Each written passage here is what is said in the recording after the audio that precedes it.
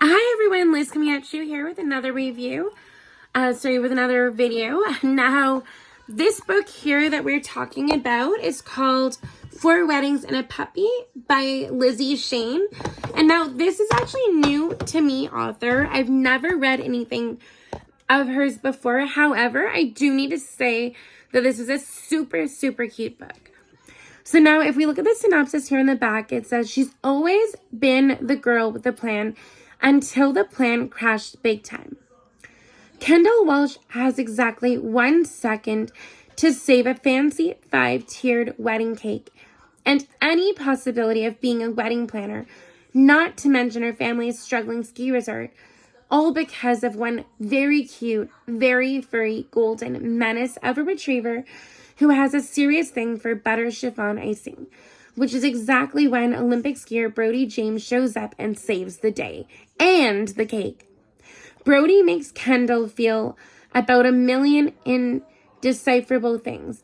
He's her brother's bestie, her first crush, and a ridiculously popular Olympic hero, which only reminds her of her own failed Olympic dreams.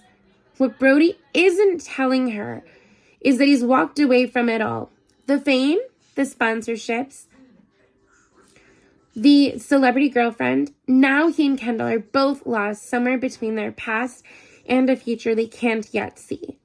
But 4 weddings, 1 mischievous puppy, and a few seamy kisses later, these two just might realize that they're both exactly where they need to be with each other.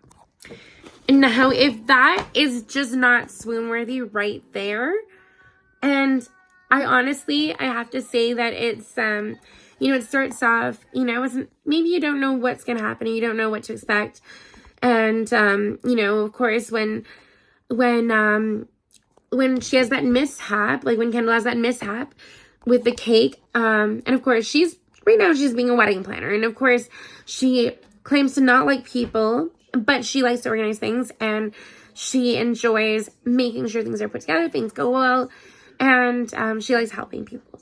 So, needless to say, too, when she had the accident where she ends up, and it actually takes place, and the accident happens right when she's about to do the Olympic trials, and is make or break, but then, of course, she gets injured. And so, she ends up doing rehab and stuff afterwards, and it ends up that, her dreams may be shattered for now, but then she ends up, what she ends up doing is she ends up working for her dad and mom in the hotel that they run, the resort they run and manage. So they run a ski resort and, they also have a lodge and that kind of thing. And so she helps them out. And right now, this is what she's doing until she figures out if she wants to do anything else. And her dad didn't really want to do weddings, but Kendall thought, oh yeah, this is going to make a lot of people want to come here. This will make us a lot of money and that kind of thing. And she tried to sell her dad on the idea. And of course, at first he's like, oh, we'll see, maybe. And he let her do like a couple weddings. And then he's like, okay, well, if after this, maybe no more. But then of course, eventually it ends up that after that wedding, when he said no more weddings, Brody came to her dad and he's like, okay, sir, I really want to use this space for my sister's wedding. Do you think we can use it? And so all the ideas as well that Kendall ever threw at her dad that were good ideas, Brody throws out there. He's like, oh yeah, let's do this. And so he has no idea, though, that Kendall had a crush on him ever since they were kids. They've been friends. They were best friends even before he was best friends with Kendall's brother. But, he just, for a while, just saw him as just my kid sister, so to speak, even though they were friends, right? But I'm sure we all have that one guy in our life that's more like a brother than someone you'd have a crush on, right? And likewise, if you're a guy, I'm sure you had a girl that it felt like you'd always be in the friend zone.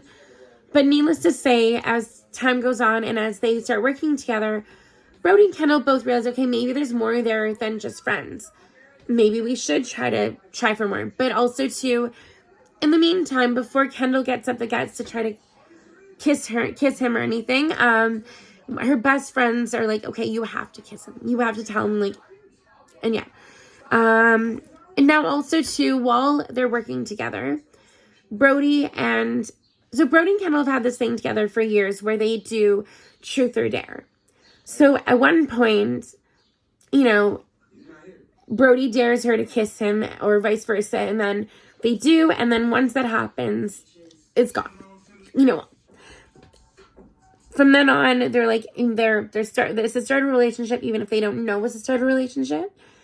And eventually, farther into the book, they end up actually, you know, being in a real relationship, not just like I'm having fun or we're friends with benefits. And there's a lot of hilarity that ensues along the journey and along the along this you know, this path where they're, you know, working together and then seeing what happens. And yeah, and I definitely would highly recommend this book.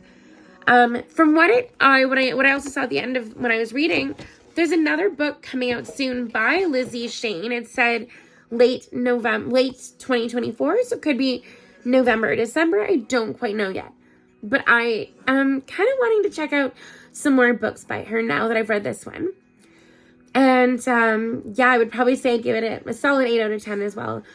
And you know, I mean, it's kind of one reason why I really, really like, you know, when Indigo has the reduced books, so to speak, like where they have them for like $5 or $6 or, you know, 2 for 3 for 10, whatever, is that sometimes you can really find an author that you didn't know you would like.